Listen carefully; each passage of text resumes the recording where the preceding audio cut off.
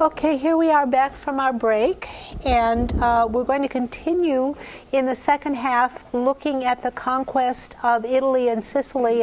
We've really got it up to the point of about 1060 to 1061 when the Normans have just got a foothold. I mean, they've got the promise from the popes that they can have Italy and Sicily, but they haven't got a complete hold on it yet. So we're going to go through and trace the progress of the conquest of Italy and the conquest of Sicily and the bringing together of the two realms into one. And next week, I want to then take up this book on Roger II of Sicily and his kingdom, so that we can get an idea of the kingdom. We also, this week, we're really looking a little bit at Robert Guiscard and the development of Italy under Robert Guiscard. So just to remind us of our books that we have. In 1060 to 1061, Roger allied himself with Ibn at Timna and attacked Messina, as we've already seen. And by 1061, Messina fell. And Roger and Robert Guiscard defeated the Saracens at Castrogiovanni, which is in Sicily. And so the inroads into Sicily began as early as 1060. In 1062, Roger took Troina, but there at that battle, Ibn at Timna was killed. And by 1068, Roger had defeated the Arab troops from Africa at Missolmeri, but failed to take the city.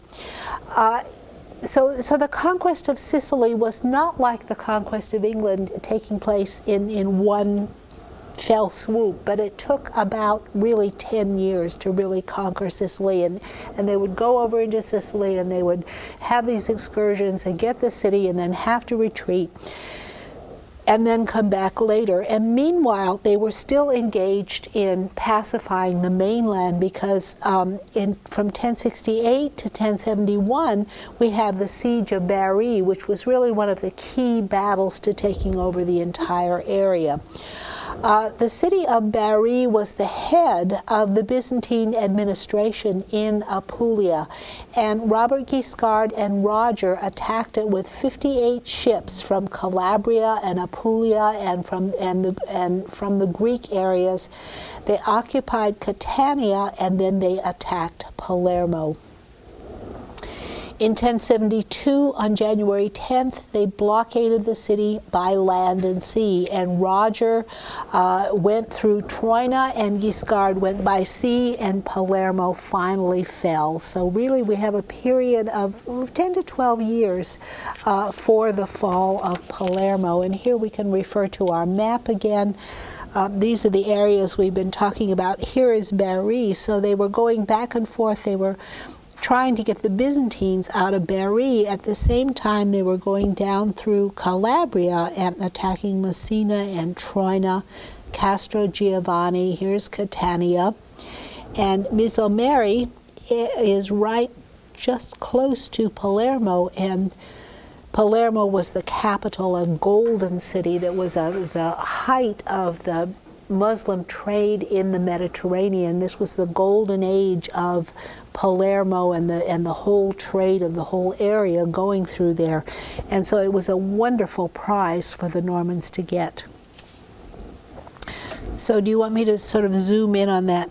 You do have a wonderful map in your in both of your books. You have quite a good map of Sicily and Palermo, so you can recheck some of these places on your own map. This is Syracuse, of course, which we'll see later. Okay. Ouch.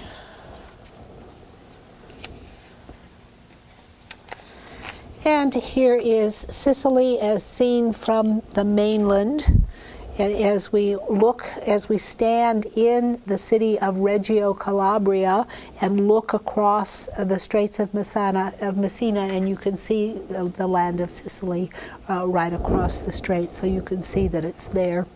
and it's covered with cities as it was in those days as well. In 1073, Pope Alexander II died, and Pope Gregory VII became Pope. And as we mentioned before, this meant a huge revolution in the course of the Reformed papacy. Before Gregory VII, we speak of the early Reformed papacy, starting with Leo IX and through Alexander II. Now, when Gregory VII becomes Pope, we have a papal revolution. Gregory was a radical reformer, and there's so much controversy about Pope Gregory VII and what he was trying to do, and whether he was backward-looking or whether he was forward-looking, or whether he was a total revolutionary or a reactionary. I personally think he was a revolutionary, that he was out to utterly transform the church, and he issued something called the Dictatus Papae,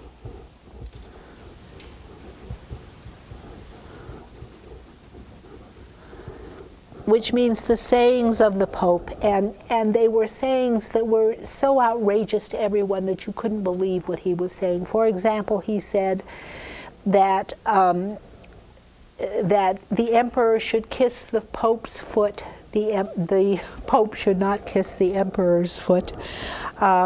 Popes can depose emperors, but emperors cannot depose popes. And so he saw himself as the ruler of the world, and he saw himself in purely feudal terms. He saw himself as a feudal lord, and he really demanded that he be the feudal lord of all the kings of Europe. And he wrote letters to most of the kings of Europe demanding that they do homage and fealty to him.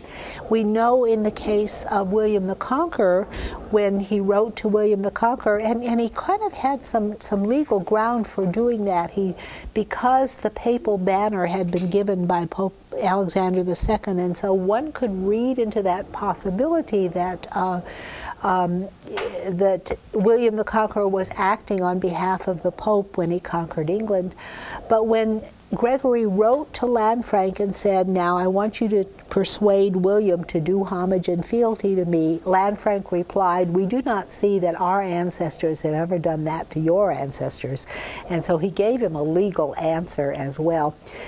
It's interesting that Gregory VII actually did get homage from some of the popes of Europe, and some of the kings of Europe. The kings he got homage from were the King of Aragon in Spain, the King of Denmark, and the King of Hungary.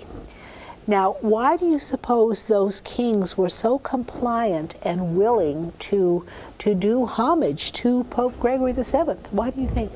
Those would be the ones that were in the most immediate danger from foreigners, from pagans. Aragon would be in danger from Muslims. Hungary was right up against the eastern steppe, and Denmark was still in a fairly precarious position with what was going on in Norway, and so doing homage to the Pope meant the Pope had to support them in addition to them supporting That's him. an excellent answer. Do you have anything to add to that answer? Yeah, basically it's an alliance between the Pope. Pope also needs, it seems like the reason why this Pope is doing these things is because it's really the reality as it is arising, the political and international reality. Yes, I mean, he's really practicing realpolitik, and besides these kingdoms of Aragon and Denmark and Hungary being in precarious positions as far as, danger from invasion outside of them, they also are very new kingdoms that have just been formed, and so they need to be legitimized, just like the Normans needed to be legitimized. And by doing homage to the Pope, these kings can have themselves recognized as legitimate. And so it's as if Gregory VII is learning the lesson from how previous popes handled the Normans, and he's applying it to other kings of Europe. And so he sort of counted William the Conqueror in with that group of kings who were shaky on their thrones, but William resisted and wasn't taken in by it. But the King of Denmark and the King of Aragon and the King of Hungary brand new kings in every case, brand new Christian kings and brand new areas that had been solidified into kingdoms, and they took that papal stamp of approval that doing homage to Gregory gave them. Yeah. One of the reasons why William didn't need to do that, maybe because of the ancient traditions in England, from Canterbury and Northumbria of their sacred institutions already existing in England. Yes, that's an excellent point as far as England, because England was an ancient kingdom, whereas Denmark and Poland and Hungary and Aragon were brand new kingdoms, so they didn't have that tradition behind them, which is exactly the point that Lanfranc made, that we have this tradition and it doesn't include doing homage to the Pope. Yeah. William also, by that time, had a pretty strong hold on the kingdom. Had it been right around 1066, it might have been different. Yeah, but remember, even in 1073 to 1077 was about the time that Gregory demanded that, and even then there were still invasions coming from Scandinavia, but William had a pretty firm hold on the kingdom. But what is the vision that Gregory has of himself and the kings of Europe? How do you see him thinking of himself in relation to the kings of Europe? Yeah. He sees himself as the emperor, and them as his client kings. Yes, he does. He very much sees himself as at the top of what we might call a feudal pyramid, and he sees himself as the head and the kings of Europe under him as vassals. But you might even put like the Pope, well, you might do it this way, the Pope here, and then under him would be the emperor, and then under the emperor would be the kings, but Gregory was demanding homage directly from the kings, not going through the emperor. And he was seeing himself as the top of a feudal pyramid that included not only bishops and archbishops, but kings and counts. And he saw himself as a kind of ruler of everyone in the world, yeah. It seems like in the hierarchy that's being built, he's going a step beyond the emperor. The Germans had already elevated, and also earlier the Byzantines had demonstrated the king being important. Here the Pope is taking that place. Yes, and he's seeing himself as a kind of ruler of the world and getting homage from all these kings. And he got homage from some of those kings, so he sort of brought it into being.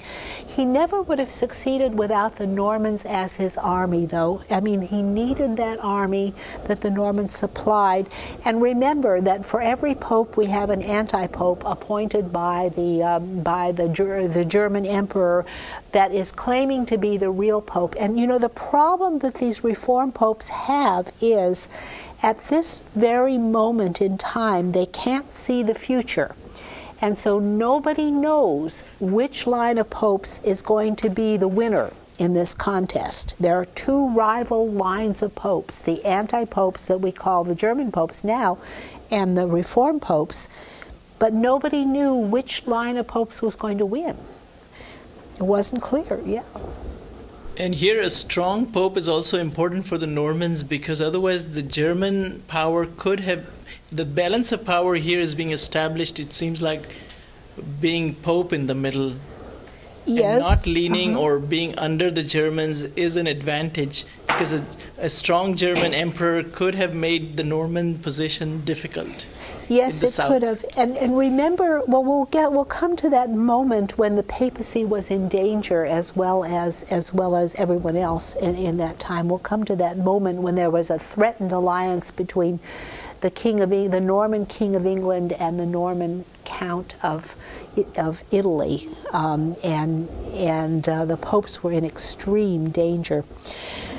Well, the minute Gregory VII became pope, Robert Guiscard took Amalfi from Gisulf II, and because of the different alliances, the papacy was actually supporting Gisulf II, and so the Pope Gregory excommunicated Robert Guiscard, and that was a dangerous thing to do because he needed that army.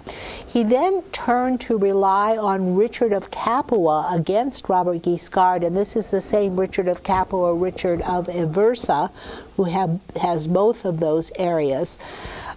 Meanwhile, Roger, who was to become the great count, was building castles all over Sicily at Paterno and Mazzara and Calascabetta. And Roger then, in 1075, made a treaty with the Sultan of Mahdia, and the African troops withdrew. These African troops were from Tunisia, and Mahdia, you know, I had a hard time finding Mahdia. I had to look through a whole bunch of books to find Mahdia on the map, and it's in Tunisia, right across the straits from Sicily. I'll show you that on the map in a moment, but the first step Roger made was to make a treaty with the Sultan of Mahdia. Not long after that, he conquered him, so he was being very Norman, yeah. Mahdia was a naval center built in the 930s or 940s. Okay, yeah, and it's right across the straits, and so not many people know that the Normans not only conquered Italy and Sicily, but also part of Africa as well. They were really building an empire. From 1075 to 1084, Roger, the great count, and his bastard son Jordan fought Ibn el-Weird, the emir of Syracuse, and Trapani and Taormini and Catania changed hands several times during this conquest. And let's take a look at our map so we can see where some of these places are. And we've talked mostly about Robert Guiscard solidifying his power in this area, but here is the area in which Roger was solidifying his power in Sicily, and here is where he was building castles at Paterno, Taormini, Catania, Mazzara, and Trapani, and so solidifying his power in that area and driving the Muslims out of central Sicily. And here is Syracuse, of course, right down here.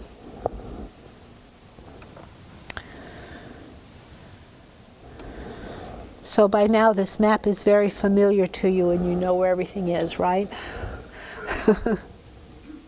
I mentioned before that I had trouble finding a map. I tried trouble finding where Mahdia was. I finally resorted to this book. It's an old book and kind of out of fashion now, by David Douglas. He wrote this book called The Norman Fate, 1100 to 1154. He wrote another book called The Norman Achievement, where he looked at all the achievements of the Normans in both Italy and Sicily and on the Crusades and so on. And this is the Norman conclusion up to 1154. It's an older book and has been superseded by the newest scholarship. But it had a good map in it. I found out where Mahdia was. Okay, in 1074, Robert Guiscard betrothed his daughter Helena to Constantine, son of the Emperor Michael VII, who was the Byzantine emperor. And now remember how far Robert Guiscard had come in the world. When he first went to Italy, he was nothing but a bandit, hiring himself as a hired hand, a hired mercenary. Now, as Count of Apulia and Calabria, Guiscard is betrothing his daughter to the son of the Byzantine emperor, and so he now has imperial ambitions. Desiderius, abbot of Monte Cassino, reconciled Capua and Apulia at this time, and so Robert Guiscard made peace with the other Normans and with the popes. In 1076, Guiscard and Richard of Salerno, Richard of Aversa, captured Salerno from Gisulf II, but in 1078, Richard of Capua died. And at this point, Guiscard, as we recall from last time, grabbed the whole inheritance, and now he was the master of all southern Italy. And he had ambitions, as we'll soon see, to conquer the Byzantine Empire. Not a modest man by any stretch of the imagination. But at this point, the Byzantine Emperor Michael VII was deposed, and so Robert Guiscard produced a Greek impostor, his own candidate for the throne, trying to put his own puppet onto the throne of the Byzantine Empire. And his ally, Pope Gregory VII, went along with him because in 1080, Gregory VII recognized the impostor at Soprano. And so this was the beginning of Robert Guiscard's ambition. Since he couldn't marry into the Byzantine Empire, he now decided he would conquer it. Yeah. When did the Pope lift the excommunication? He lifted it when, in 1074, when Abbott Desiderius managed to reconcile the Pope with the others. I mean, it goes back and forth. We have this constant tension between the Normans, who are very duplicitous. I mean, they're always betraying their allies and switching sides. So this is very Norman. It's very Viking. Yeah. Now, this couldn't have helped the Byzantine situation, since they were also being attacked about this time or a little bit later by the Seljuk Turks? Yes, this is exactly the time when the Seljuk Turks are first menacing the Byzantine Empire, and so this instability in the Byzantine Empire is going to get worse and worse and worse. But the Normans didn't help it. I mean, what Robert Guiscard did next, once Gregory VII recognized the impostor, Robert Guiscard and his son Bohemond invaded Corfu and attacked Durazzo. And so they attacked the Byzantine Empire with the idea of conquering Byzantium. I mean, the Eastern Roman Empire. They're going to conquer. And he succeeded. The first 2 years he was absolutely successful. He controlled Illyria by 1082, and he was making great strides in conquering the Byzantine Empire. And so let's kind of look at our map and see where he's doing this. Okay. Here is Corfu, where he's attacking right here. Here is Durazzo, and then he progressed all the way from Corfu up through Durazzo all the way to Illyria, which is this area here. So he was moving in this direction. Here's Constantinople, the capital, and so his plan was to sweep across this way. And you're absolutely right. The Seljuk Turks were coming in from this direction and making inroads into this area at this early date, and so the Byzantines were in dire straits at this time. Yeah. Is there any interaction between the Seljuk Turks and the Normans that we know of? No, none whatsoever. They didn't have any contact with each other, which is an interesting question to ask because there is so much contact in Sicily. I mean, they're really working with each other, and they're making allies of the Muslims, and they'll switch sides. They'll fight with anybody who gains them what they want. Yeah, comment.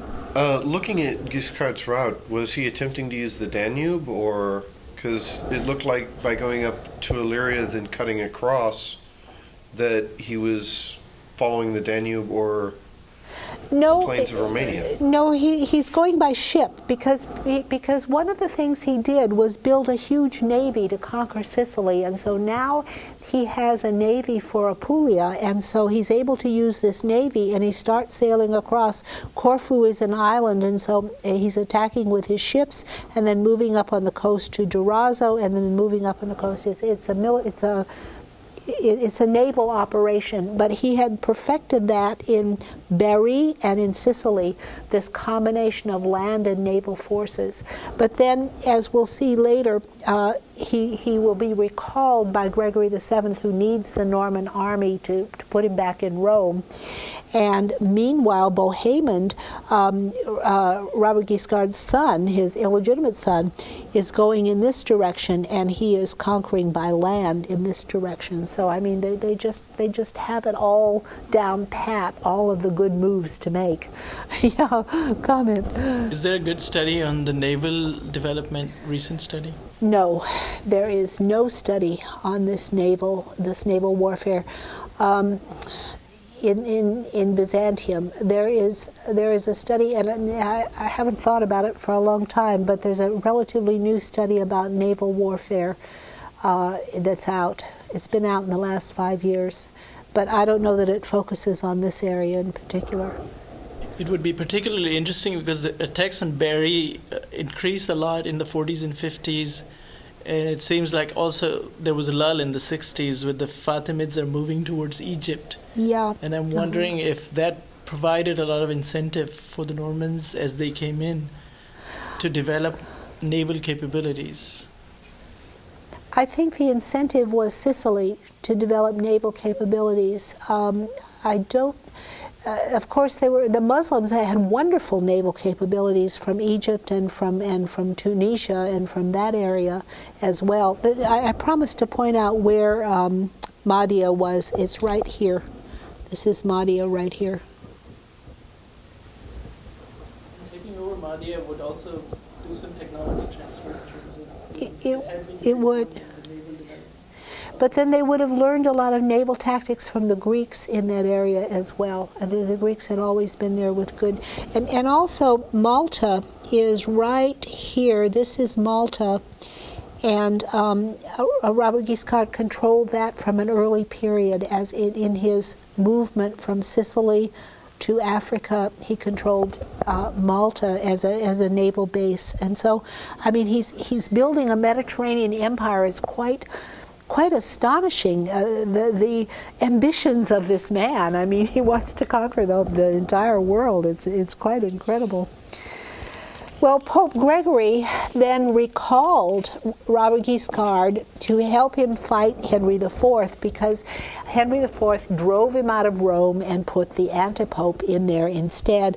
Bohemond, meanwhile, had progressed as far as Constantinople and was threatening Constantinople. But in 1083, Robert Guiscard had gone back and actually drove the Germans out of Rome and put Gregory back in Rome. But Bohemond was defeated at Larissa and began to retreat. In 1084, in March, Henry IV captured Rome, and in May, Guiscard took the city. And there are rumors that there was widespread pillaging, robbery, rape, and murder that is supposed to have been the worst attack on Rome ever in the entire history of Rome. A terrible attack on Rome. They say that about all the Normans. Yeah, that's true. In 1085, though, on 25 May, Gregory VII died in Salerno. He was driven out of Rome again, and he went back to Salerno, and he actually died in the cathedral in Salerno, and that's where he's buried. And I'm sorry I didn't have time to download all my slides of Salerno, but that is an incredible cathedral, and I'll show it to you next week along with the grave of Gregory VII. Immediately thereafter, on the 17th of July, Robert Guiscard himself died of typhoid at the age of 70. Now here it is 1085, he's 70 years old, and he dies of typhoid. At the age of 65, what was he doing? He was trying to conquer the Byzantine Empire. I mean, here is a man that just doesn't stop, does he? And so he's 70 years old and he's still trying to conquer the world. Roger Borsa, who was his son by his second marriage, inherited Apulia with his mother Sigelgaita. And Sigelgaita is a wonderful woman all by herself. She was as strident as any Viking warrior, and she would put on armor and go into battle herself. She was a worthy wife of Robert Guiscard. Bohemond, however, the illegitimate son, now he'd been driven out of Byzantium, and probably Robert Guiscard had intended to put his son Bohemond on the throne in Byzantium, but since Bohemond didn't conquer it, he came back and he grabbed Oria, Otranto, Taranto, and Berry in an attempt to grab the inheritance from his half-brother, Roger Borsa. And so here we see again that he was stopped at Larissa. He got all the way over here to Larissa, and he was threatening Constantinople, which is over here, but he was finally driven away, and so he went back to southern Italy, which is not very far away, when his father died, and then tried to claim his inheritance.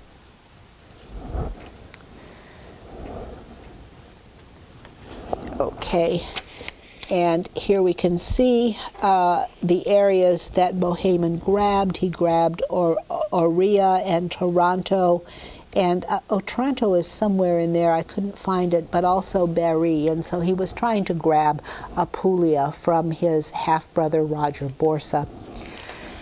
In 1084 to 1085, Roger, now called the Great Count, built a fleet and began the siege of Syracuse. His son Jordan attacked Syracuse by land, and Roger attacked by sea. And in 1090, Roger was received as lord at Malta and Gozo and took Noto. And by 1091, Roger was recognized as the Great Count, the master of all Sicily.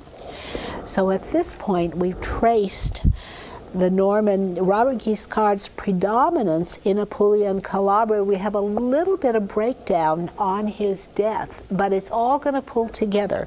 And the person who's going to pull it all together is Roger the Great Count, who is fully the equal of his brother, and he's able to pull everything together and become the master of Sicily. And then he takes, I think Roger Borsa died, and Roger the Great Count grabbed Italy as well as Sicily and became the master of both. And we can also recall an incident that I mentioned from when we looked at England in 1097. As you recall, Anselm had gone to Italy in exile. Okay, 1095. We have Pope Urban II calling the First Crusade. Okay, he called the First Crusade, and then the First Crusade was launched in 1096. And then, but by 1097, there was no guarantee that the crusade would succeed. Actually, Urban II, Gregory VII was such a firebrand and caused so much turmoil and so much warfare and so many problems. Pope Urban II should be the greatest hero of the Reformed papacy, because Pope Urban II inherited a horrible mess from Gregory VII, who died in exile. Urban then had to pull it all together. His solution was to call the First Crusade. And it was a stroke of absolute brilliance to call the crusade. It was a huge gamble. If they captured Jerusalem and conquered the Holy Land, it would immediately shoot the prestige of the Reformed papacy to the stars, and it would put to an end the anti-popes forever, if he won. But if he didn't win, it would mean the end of the Reformed papacy. And so it was a huge gamble. 1096, the crusade began, and it began very badly. And so what happened was, the warriors of Europe were used to fighting almost mock battles. I mean, when they fought their battles, they didn't plan to kill everybody. They tried to capture them and hold them for ransom. And so that was, they were almost very formalistic, almost play-acting, theatrical battles. But when the Crusaders got to the Holy Land, they found out that the Muslims fought for keeps. And they actually got killed, and they actually killed people, and they were utterly traumatized. It was such a shock to them to get to the Holy Land and discover that they had to fight real battles. And they were very bloody battles, and they included plague and starvation and cannibalism. I mean, the crusade was a really horrible experience for all these people. And by 1097, it wasn't clear that the Crusaders were going to win and conquer the Holy Land, and Pope Urban II was really on the ropes. And it was at this point that we had King William Rufus of England writing to Count Roger and suggesting an alliance in which both of these kings would recognize the anti-pope instead of Urban. And it was at that point that Pope Urban II made a deal with Count Roger. And the stories in the Admir are just extraordinary. You can see Count Roger moving around Italy, and he brings with him armies full of Muslims who are traveling through the countryside and winning battles for him. And he brings these Muslim armies to conquer Italy from his half-brother. And actually takes it over. Count Roger then, at that point, made a deal with Pope Urban. And what Pope Urban gave Count Roger was complete control over his own church. The church in Italy and Sicily would have Roger at its head. He would be able to appoint all the bishops and archbishops, the very things that Anselm was fighting against William Rufus, trying to keep Rufus from grabbing these things, and Urban just granted them all right to Roger. See how desperate he was, how desperate, because he would have been completely surrounded if Roger and William Rufus and the German emperor all recognized the anti-pope. That would have been the end of the Reformed papacy. So Urban had his back to the wall, and he had to grant Count Roger complete control of the entire Italian and Sicilian church. Roger was the one who appointed all the bishops and archbishops, and he didn't recognize the authority of the Pope at all, but he was the leader of the church. Yeah, question. Did Anselm recognize this Pope, Urban? Yes, he did. Anselm dealt with Pope Urban and tried to deal with him. Urban and Anselm didn't get along too well, but Urban couldn't help Anselm, and Anselm couldn't help Urban. I mean, they did talk to each other. We don't know the exact details, but we know that Anselm was counseling Urban at the time that Urban made these concessions to Roger. But Anselm must have been horrified, because these were the very claims that William Rufus was making for the Church of England, that William Rufus wanted for England. These things were just handed over to Roger, and so that cut the ground out right from under Anselm. So I'm wondering if Sicily is a bigger prize than England in these times. Yes, I think Sicily might have been a bigger prize than England. Yeah. Mm-hmm. If for no other reason, then Sicily would be is still going to be the center of Mediterranean trade. Yes. It's perfectly suited to deal with the Muslims, deal with Aragon, deal with all of North Africa, Greece, Italy. It's in a perfect position. It is, and well, England, you can see England is in a comparable position as the center of the North Sea trade. So England was just as prosperous because it was the center of that North Sea trade. But the Mediterranean trade was more lucrative than the North Sea trade. Yeah. And it seems like Urban needed to look southwards if he really wanted to build a certain power, and now things are looking southward already. I mean, the Muslims are being countered by the Christians. It seems like with Norman help, there is a balance of power being created once again in the Mediterranean. Yeah. You know, I need to go back and read that portion of the Admir where the story, it's such a strange story that the Admir tells of Roger recognizing the anti-pope and then having Urban knuckle under to Roger and give him the whole church and power over the church. And he got it in writing. I mean, he got it in writing. He was very smart. He didn't just take a verbal oath. Yeah. So it seems like there's really no separation of church and state here. I mean, they're together, and the popes themselves are as much secular leaders as the leaders of the church. They want to be. They want to be. And the kings want to be as much leaders of the church as they are the leaders of state. They see the church as part of their realm. Yeah, did you have Didn't he also have to agree that from now on Roger was going to be a king and not just a count? No, he wasn't a king yet. It's really Roger II who gets crowned as king.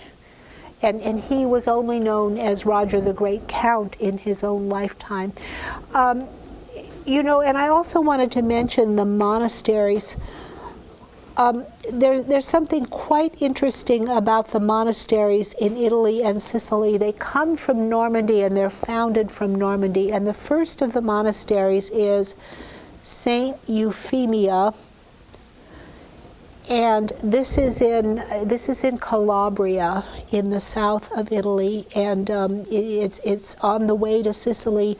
And what happened was, do you remember when we were telling the story of Lanfranc and how he deposed the abbot of Saint Evroul, whose name was Robert, I think it was Robert, abbot of Saint Evroul. Yes, he consulted him, but then he decided that he wasn't a good abbot, and Lanfranc deposed him and put in a Beck monk as abbot of Saint Evroul. And what Robert did, Abbot Robert went to the Pope in Rome and complained to the Pope and said, look, you know, the Normans have, Lanfranc has taken away my abbacy, and he's done it illegally. And so what the Pope did was placate him and say, you know, I can't do a thing about it, but I will give you the Abbey of St. Euphemia. And so he took the Abbey of St. Euphemia, and then he imported a bunch of monks from St. Evroul, and under St. Euphemia became kind of like Beck, and it had a whole bunch of daughter houses all over Italy, and so the whole monastic movement stemmed from St. Evroul, with monks of St. Evroul as abbots of all these monasteries of Italy. And so in a way it's a much smaller case, but it's kind of like what Beck was doing in Normandy, St. Evroul was doing in Italy, but not as powerfully. Yeah. I'm wondering once again if the papacy is turning southward now. That's Because England possible. is not as supportive as, after William, his sons don't give the Pope as much support. Yeah. Well, I have to tell you a little bit more to this story. Robert, abbot of St. Evroul, had two sisters, and when Robert was fallen out of favor and sent into exile out of Normandy, the two sisters became nuns at the Abbey of St. Evroul. But when Robert became abbot of St. Euphemia and became a political powerhouse in Italy, he sent for his two sisters, who ripped off their veils and went to Italy and made wonderful marriages and became rich and famous.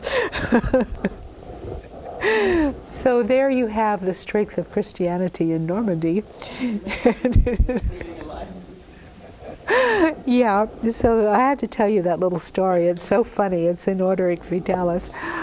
Okay, so here we have now Roger the Great Count really controlling, being master of all Sicily, and now moving back and taking Apulia and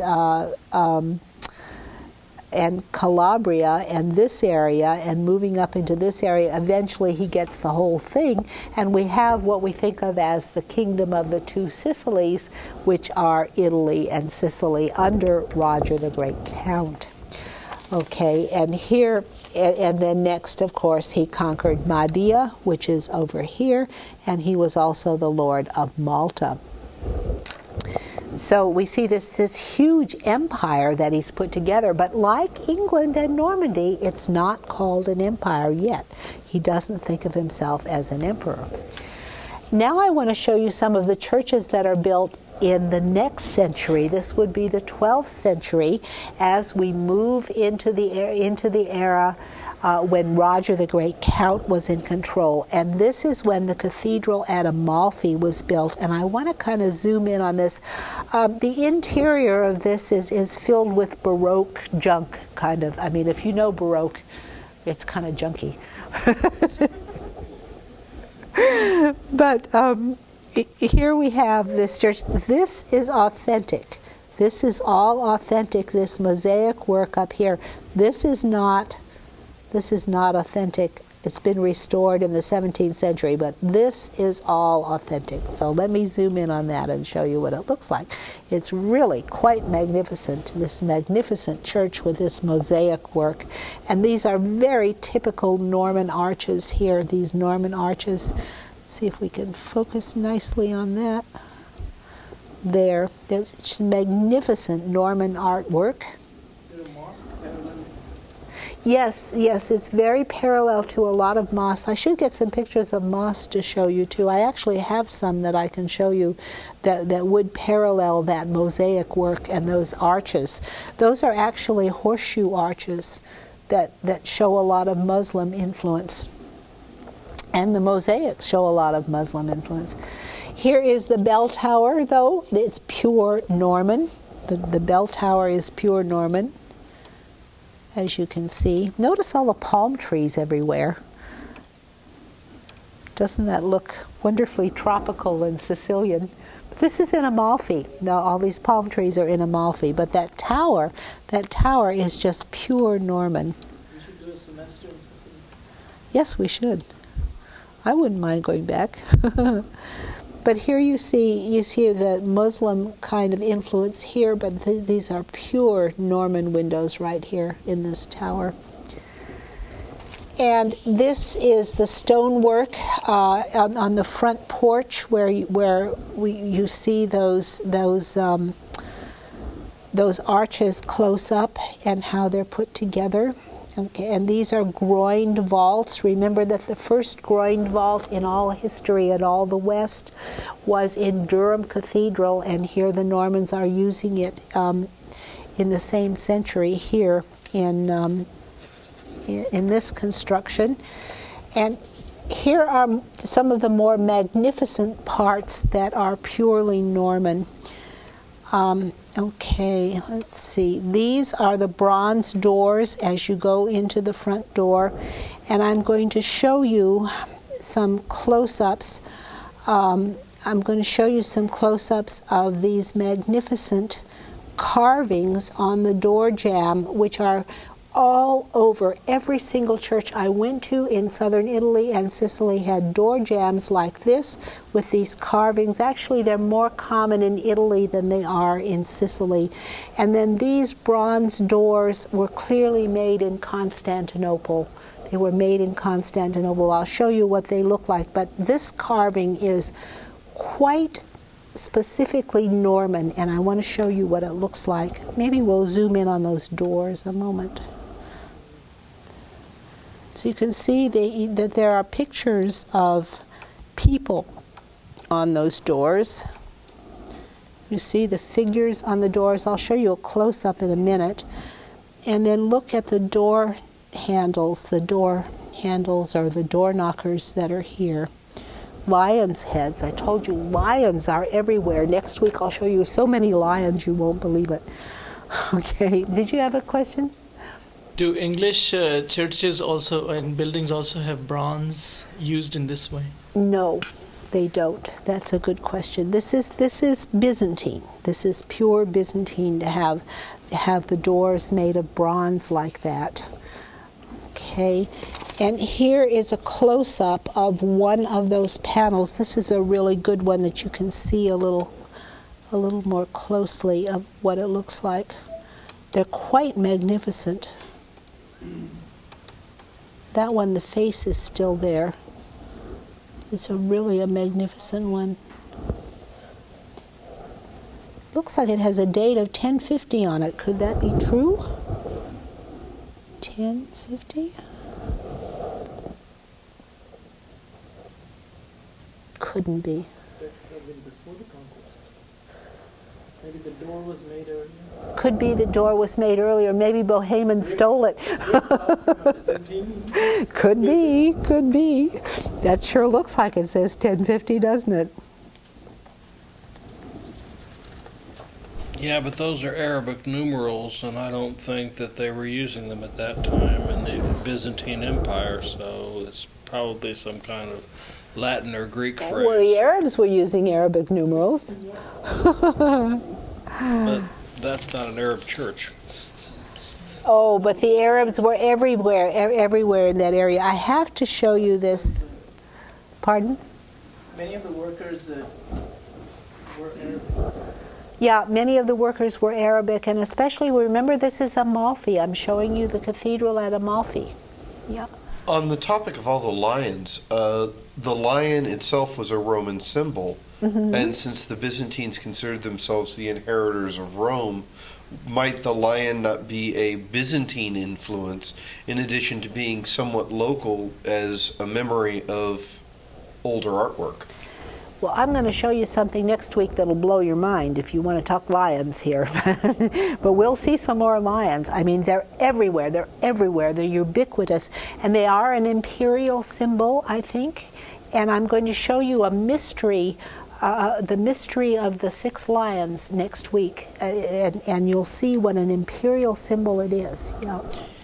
And we have to remember that the Mediterranean is very rich in civilization, so all of it couldn't have just gone away. I mean, we think of the Byzantines, but there are other layers of civilization that are Roman, and there may be residuals that we are now discovering in this. And I think the lions are symbols of empire, and I think that the southern Italians and Sicilians are very focused on an imperial concept, and they think of themselves as imperial.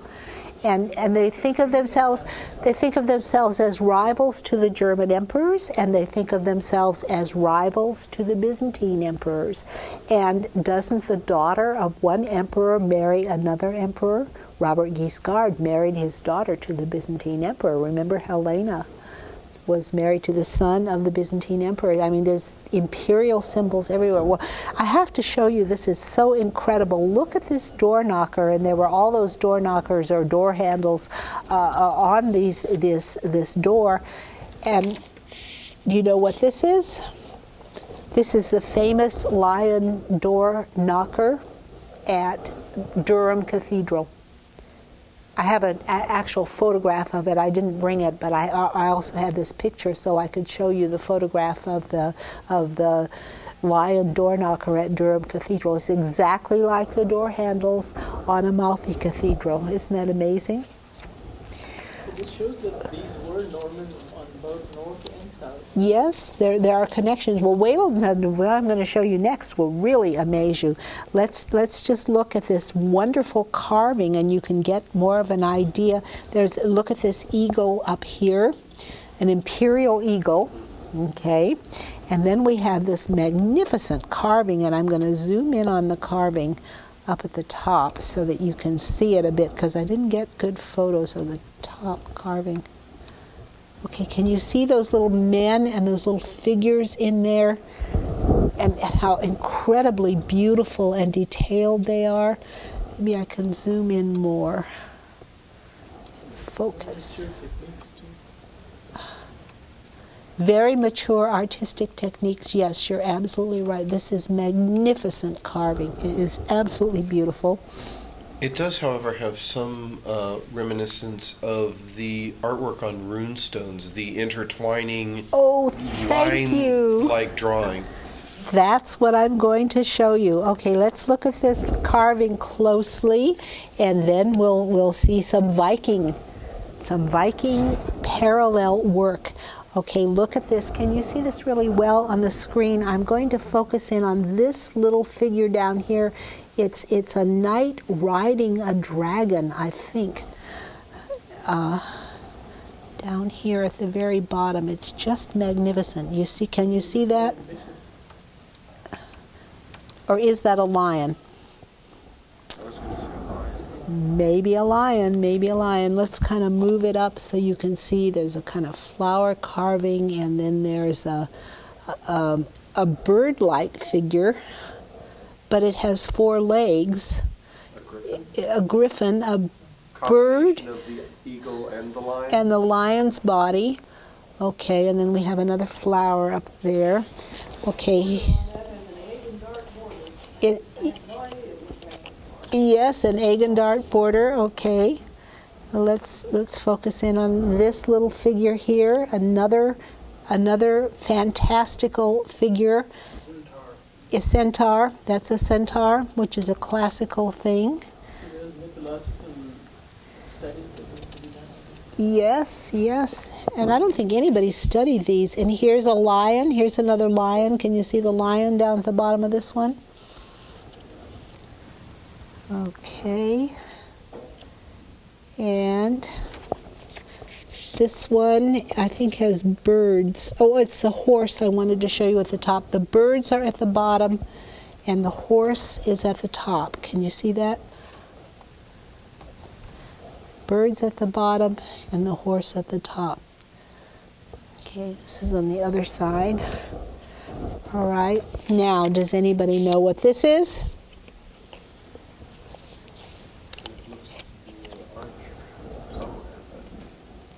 It's a doorway. Anybody recognize it?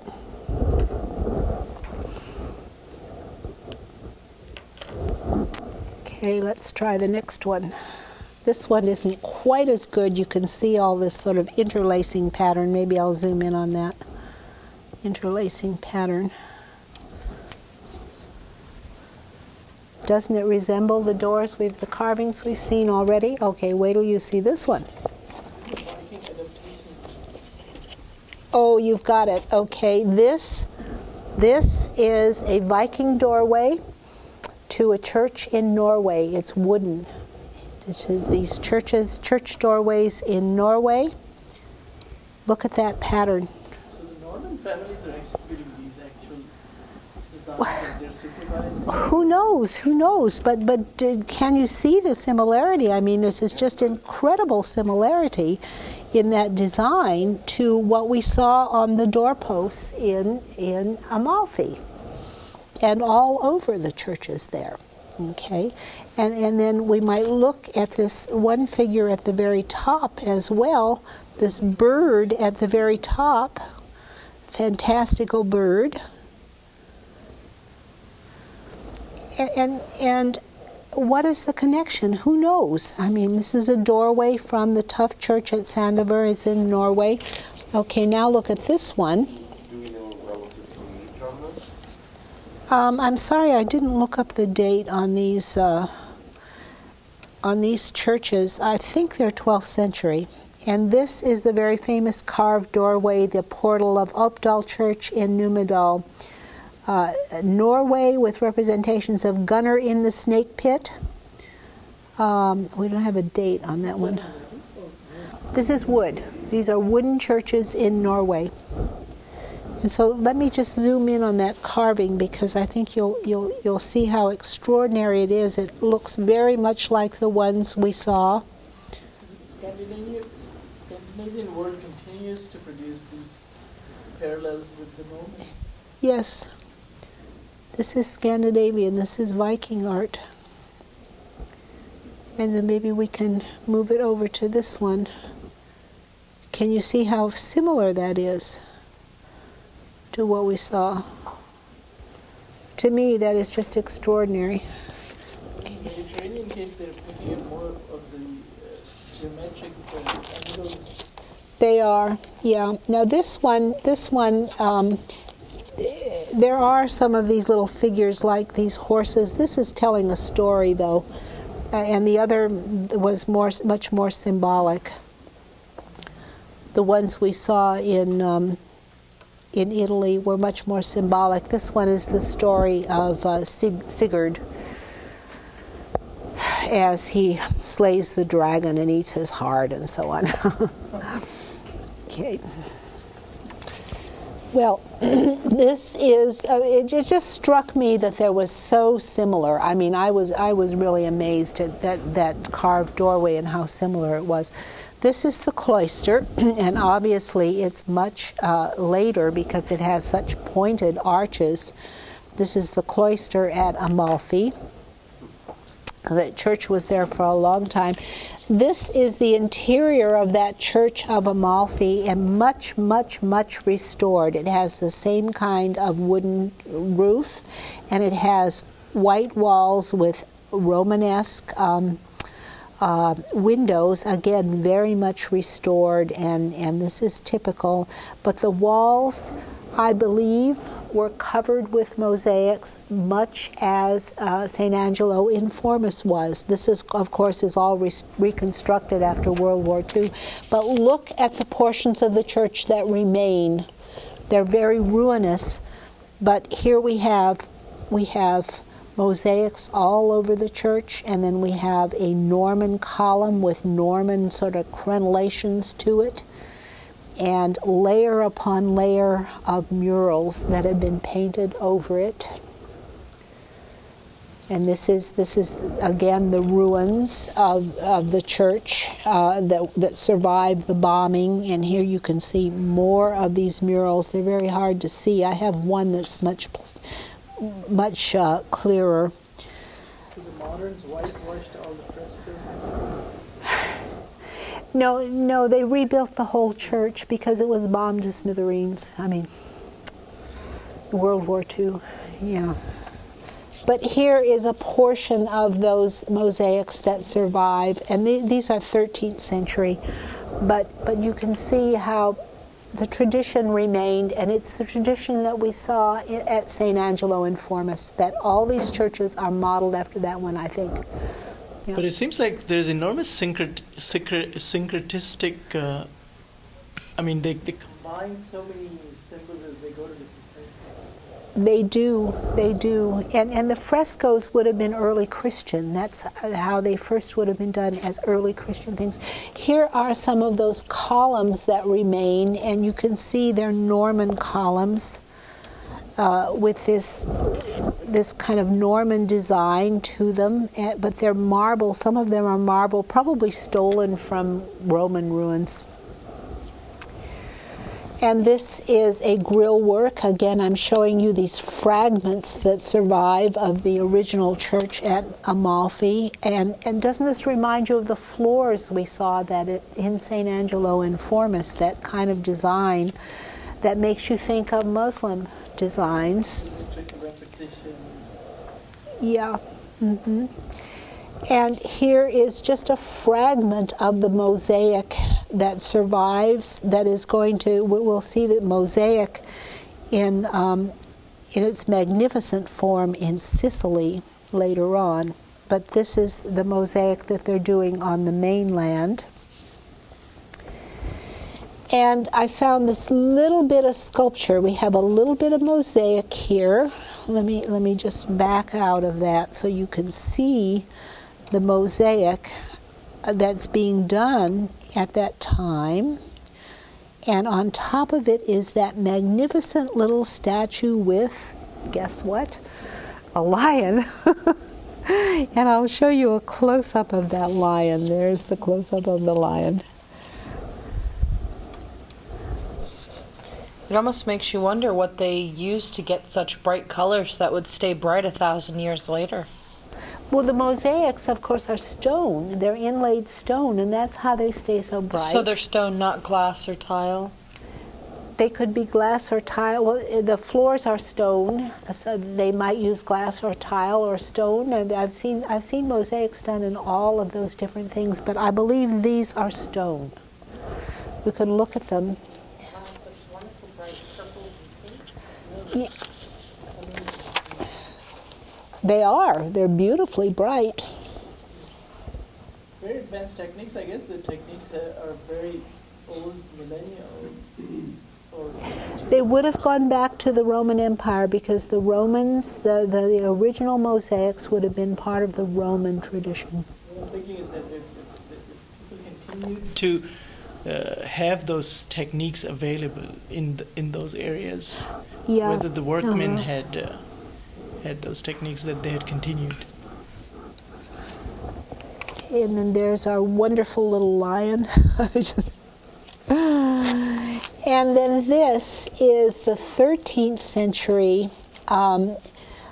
pulpit that was in the church at Ravello. And I'm going to show you some more of these later. I'll show you a lot more about it. But this is the pulpit that is... It's the pulpit where the preaching is done, and on this side there are 6 lions that hold it up. And then there are all these mosaics on the side. I didn't bring extra pictures of the mosaics, so we'll just sort of zoom in, but I have a lot more pictures.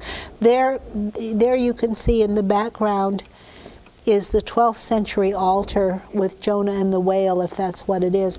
But let's look at some of these portions. Look at these columns, and doesn't that make you think of the columns at Durham?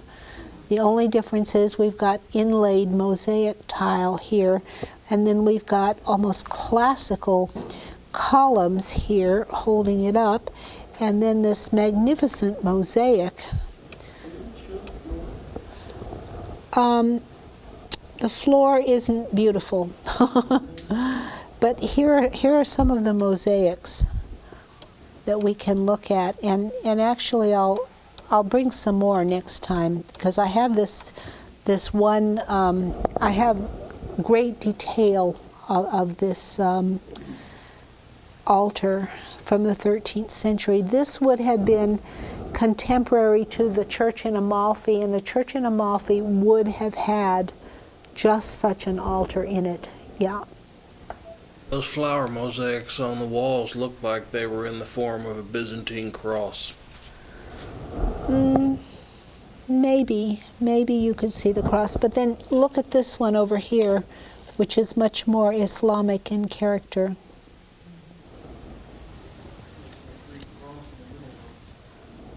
Possibly.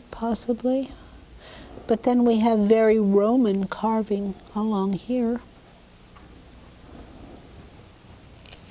And of course these Roman columns, let me zoom out again. Well, if I remember This correctly, column in particular probably was stolen from a Roman ruin. Yeah. well, if I remember correctly, the Vikings have always been very good at taking something that they like and making full use of it. Yeah, that's very typical of them.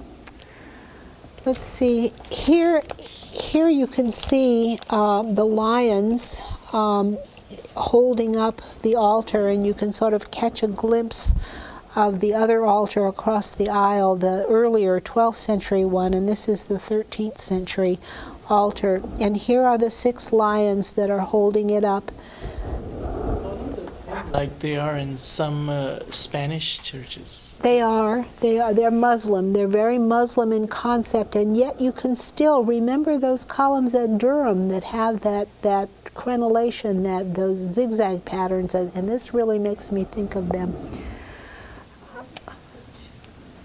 Why would they put 2 altars in the same church like that, so close together? Because the church had been bombed, and then they just pulled it back together, and it's still a functioning church, but they kept it's like you keep your relics, you keep your antiques in the church. But you're saying one is 12th century and the other one's 13th century. Yeah. Why 100 years later would they have added a different altar? They were modernizing. I mean, why do you build a new house and move into it? You're modernizing, right? Even though the old house was perfectly fine. I mean, I like my house that's almost 100 years old. Yeah. In terms of building programs, is England much larger in terms of Norman building activity, or is the Mediterranean equivalent? Or? I think they're quite contemporary. I mean, I think they're quite equivalent. That you have as the amount of building in England, and I was so struck by the fact that every little town had a Norman church in it in Italy and Sicily. Just as I was struck years ago when I first went to England, and every single town had a Norman church and a Norman castle. The same thing is true in Italy and Sicily.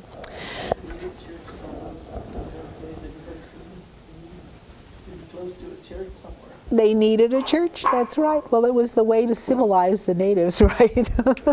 Plus, it was a matter of travel time. You can't conveniently go even once a year to the next big town to go to church. Yeah, I think you're very right about that. They need a church, and these churches, these are cathedrals. This is a cathedral in Ravenna, but there are plenty of tiny little churches. Remember the 2 little churches I showed you in Ravenna that were really, really little, and they were just right next to each other?